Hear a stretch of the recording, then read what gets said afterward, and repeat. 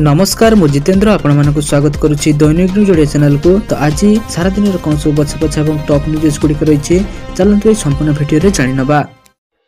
पाणीपाग को नहीं आसला बड़ खबर। राज्य में जारी रही असह्य ग्रीष्म प्रभाव। यार मध्य आश्वस्तिकर खबर देछि भुवनेश्वर स्थित आंचलिक पाणीपाग विज्ञान केन्द्र।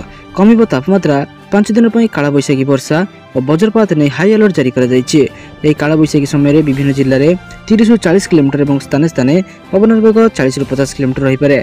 एथिपाई विभिन्न जिला को येलो और ऑरेंज अलर्ट जारी कर आज भद्रक, झारसुगुड़ा, केन्दुझर, मयूरभंज, बालेश्वर और सुंदरगढ़ जिला को ऑरेंज अलर्ट जारी कर संबलपुर, देवगढ़, बौद्ध, अनुगुल और जाजपुर आदि जिला को येलो अलर्ट जारी कर आसंता काली 6 जिला को ऑरेंज अलर्ट और 15 जिला को येलो अलर्ट जारी कर ऑरेंज अलर्ट जारी होइथिबा जिला गुड़िक है मयूरभंज, केन्दुझर, बालेश्वर, भद्रक, सुंदरगढ़ और झारसुगुड़ा। येलो अलर्ट जारी होइथिबा जिला गुड़िक मध्य बरगढ़, संबलपुर, देवगढ़, अनुगुल, ढेंकानाल, जाजपुर, केन्द्रापड़ा, कटक, जगतसिंहपुर, खोर्धा, नयागढ़, बौद्ध, बलांगीर, नुआपड़ा और सोनपुर सामिल रही। चलो देखिए परवर्ती अपडेट कौन रही। सकाळ स्कूल नहीं है बड़ घोषणा। राज्य में एप्रिल 2 तारिख सकाळ स्कूल आरंभ हो। प्रबल ग्रीष्म प्रभाव को दृष्टि रखी राज्य सरकार यह निष्पत्ति नहीं। राजस्व और विपर्य परिचालन मंत्री सुरेश पुजारी सूचना प्रदान करछन्ती। सकाळ 7 ରୁ 9 जाए राज्य में अंगनवाड़ी केन्द्र खोला रहिबो। ताती बढ़िले अंगनवाड़ी केन्द्र छुट्टी सहित पिलामानक पई खाद्य होम डिलीवरी करा से भली श्रमिक मानक पई मध्य निर्दिष्ट समय सीमा निर्धारण करा जायछि। दिन 11 ରୁ दिन 3 जाए श्रमिक मानक पई काम बंद रहिबो। एथिरे खिलाफकारी विरोध में दृढ़ कार्यानुष्ठान ग्रहण कर मंत्री सूचना देइछन्ती। बन्या बात्या भली ग्रीष्म प्रभाव में जीरो काजुआलिटी लक्ष्य कर छाई पाई रास्ता विभिन्न स्थान में झांपुड़िया जल छत्र खोल नलकूप खनन जिला गुड़ी को 300 कोटी टंका दि जाउछि। अघोषित विद्युत काट हेब नाही। दिन 11 ରୁ 3 मध्य एवं राति विद्युत काट हेब नाही किंतु घोषित विद्युत काट हेब बोली मंत्री सूचना देइछन्ती। तो चलो देखिए परवर्ती अपडेट कौन रही। ट्रैफिक नियम को नहीं आसला बड़ खबर। भारत सरकार मार्च 1, 2025 रु ट्रैफिक नियम को कड़ाकड़ी कर दैछन्ती। नुआ ट्रैफिक नियम लागू होगा पर अनेक मामला रे जरिमाना 10 गुण पर्यंत बढ़ाई दिया जाइछि। ट्रैफिक नियम उल्लंघन कले भारी जरिमाना सह जेल दंड मध्य भोगिबाको पड़ी पारे। मद्यपान करी गाड़ी चलाइबा, निशाक्त होई गाड़ी चलाइले पूर्वरु जरिमाना 10,000 टंका किंबा 6 मास जेल दंड रहिथिला। निशाक्त होई गाड़ी चलाइले पूर्वरु जरिमाना 10,000 टंका किंबा 6 मास जेल दंड थिला। बारंबार अपराध कले 15,000 टंका जरिमाना एवं 2 वर्ष पर्यंत जेल दंड भोगिबाको पड़ी पारे। मोबाइल फोन व्यवहार करिबा, गाड़ी चलाइबा समय रे मोबाइल फोन व्यवहार कले जरिमाना 500 टंका रु वृद्धि पाई 5,000 टंका होई जिवो। से भली बिना हेलमेट बा सीट बेल्ट रे गाड़ी चलाइले पूर्वरु 100 टंका जरिमाना लागुथिला किंतु एबे 1000 टंका जरिमाना लागिवो एवं लाइसेंस 3 मास पई निलंबित कर दिया जिवो। सीट बेल्ट न पिंधिले 1000 टंका मध्य जरिमाना लागि पारे। तो चलो देखिए परवर्ती अपडेट कौन रही। सुभद्रा योजना को नहीं आसला बड़ खबर। सुभद्रा योजना द्वितीय किस्ती टंका नहीं एक बड़ घोषणा कर उपमुख्यमंत्री प्रभाती परिडा। सुभद्रा द्वितीय किस्ती 1 लाख महिला वंचित होता नहीं सूचना देते। मार्च 31 तारिख पर सुभद्रा सर्वे करा उपमुख्यमंत्री प्रभाती परिडा कहवा अनुसार राशन कार्ड और आय रे तालमेल अभाव 1 लाख महिला वंचित होती। प्रथम किस्ती पाई मात्र आय वृद्धि दर्शाई राशन कार्ड फेराई। किए गाड़ी किनी, किए 5 एकर जमी न थाई अधिक धान मंडी में देते।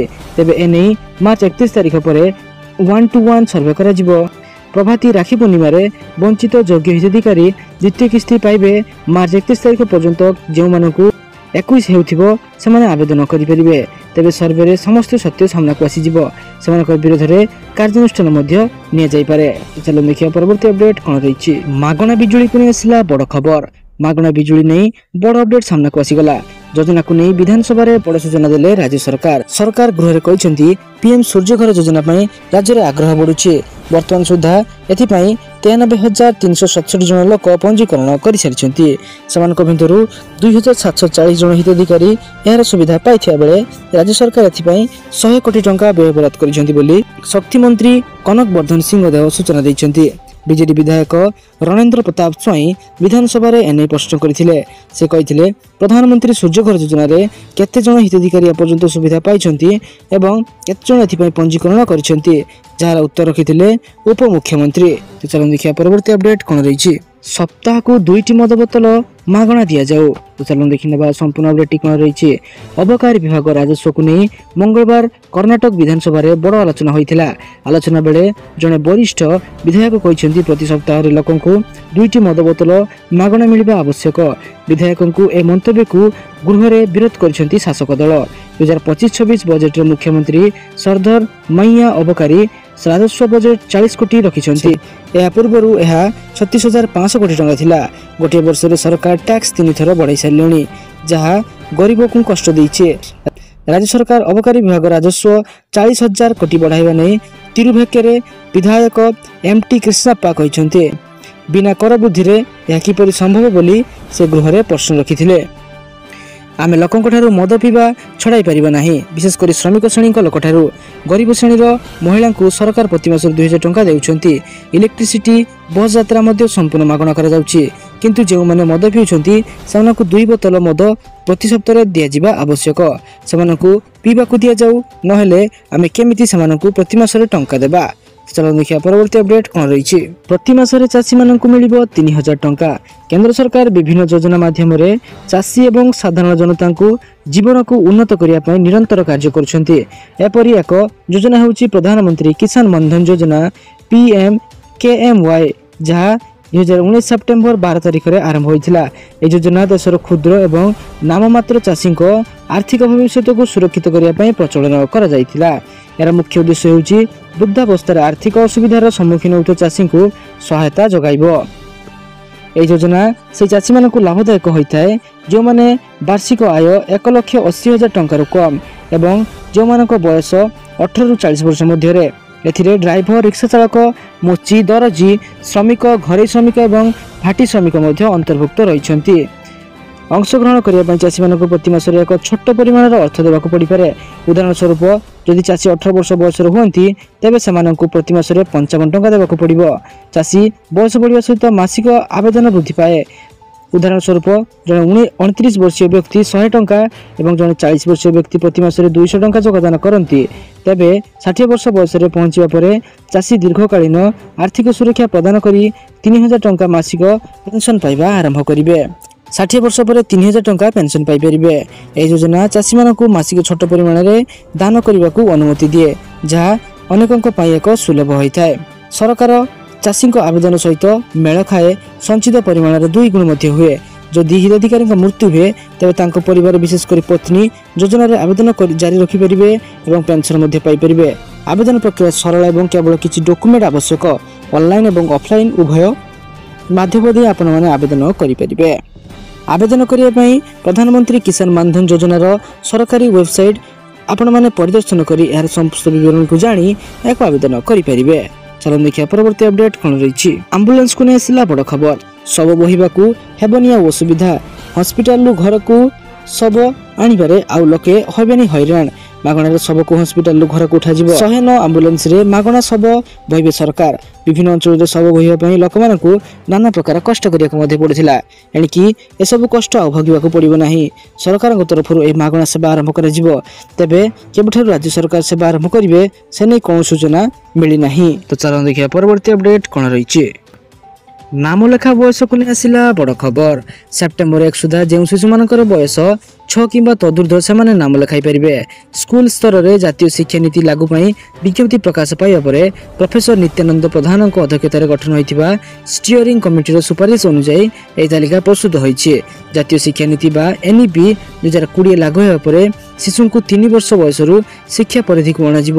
ଅଙ୍ଗନବାଡ଼ି, ପ୍ରାକ୍ ସ୍କୁଲ, ବାଲ ବାଟିକା ସହିତ ପ୍ରଥମ ଓ ଦ୍ୱିତୀୟ ଶ୍ରେଣୀ ଯାଏଁ ମୋଟ 5 ବର୍ଷକୁ ପ୍ରାରମ୍ଭ ବର୍ଗରେ ରଖାଯାଇଛି। ସେହିପରି ତୃତୀୟ, ଚତୁର୍ଥ, ପଞ୍ଚମ ଶ୍ରେଣୀ ଯାଏଁ ପ୍ରସ୍ତୁତି ବର୍ଗ, 6ଠ ରୁ 8ମ ଯାଏଁ ମଧ୍ୟମ ଏବଂ 9ମରୁ 12ଶ ଯାଏଁ ମାଧ୍ୟମିକ ପର୍ଯ୍ୟାୟ ଭାବେ ବର୍ଗୀକରଣ କରାଯାଇଛି। 6 ରୁ 8 ବର୍ଷ ଭିତରେ ପ୍ରଥମ ଓ ଦ୍ୱିତୀୟ ଶ୍ରେଣୀ, 8 ରୁ 11 ବର୍ଷ ବୟସରେ ତୃତୀୟରୁ ପଞ୍ଚମ, 11 ରୁ 14 ବର୍ଷ ବୟସରେ 6ଠ ରୁ 8ମ ଏବଂ 14 ରୁ 18 ବର୍ଷ ବୟସରେ 9ମରୁ 12ଶ ଶ୍ରେଣୀରେ ପାଠ ପଢ଼ିପାରିବେ ଛାତ୍ରଛାତ୍ରୀମାନେ। ଚାଲନ୍ତୁ ଦେଖିବା ପରବର୍ତ୍ତୀ ଅପଡେଟ୍ କ'ଣ ରହିଛି। UPI କୁ ନେଇ ଆସିଲା ବଡ଼ ଖବର। जदि आपनक बैंक रे अकाउंट बा आपण यूपीआई यूजर्स तेबे एही खबर आपनक पई निहाती जरूरी अटे कारण आसंता मासरू बैंक एक महत्वपूर्ण परिवर्तन करबा को जाउची। 1 एप्रिल रु बैंक अकाउंट गूगल पे, फोन पे एवं पेटीएम भली यूआई ऐप सह जड़ित अकाउंट को बंद होबा को जाउची। National payments corporation of India NCPI bank इनकट नंबर गुडी को 31 मार्च जाए हटाइबा को निर्देश देइछि। एही परिवर्तनर उद्देश्य इनएक्टिव बा रिसाइकल करा जाइथिबा मोबाइल नंबर रे हेबाकु थिबा समस्यार समाधान करिवो। इनएक्टिव बा रिसाइकल करा जाइथिबा मोबाइल नंबर रो नेणदेण समस्या सृष्टि होइताय। कहि रखुछु कि जदि कोनोसी नंबर व्यवहार 90 दिन जाए वॉइस कॉल, एसएमएस एवं डाटा करा जाय न थाए तो से इनएक्टिव हो जाए। एमिति नंबर रे पुणी थरे नुआ यूजर्स को दिया जाय थाए। एथिरे जेबे एही नंबर आपनकर बैंक एवं अन्य फाइनेंशियल सेवा सह जड़ित थाए तो एथिरे समस्या सब होई पारे। 1 एप्रिल परे कोनोसी भी इनएक्टिव बा रिसाइकल कर जाइथिबा नंबर बैंक रो सिस्टम रो तुरंत हटाई दिया जिवो। जदि आपण निजर बैंक अकाउंट बा यूपीआई आईडी एक्टिव करबा को चाहंती तो तुरंत निजर रिचार्ज कराइ नियंतु। तो सारा दिन पर बछा बछा एवं गुरुत्वपूर्ण खबर जानिया पई आम चैनल को सब्सक्राइब करखंतु, आ वीडियो को लाइक कर दियंतु। धन्यवाद।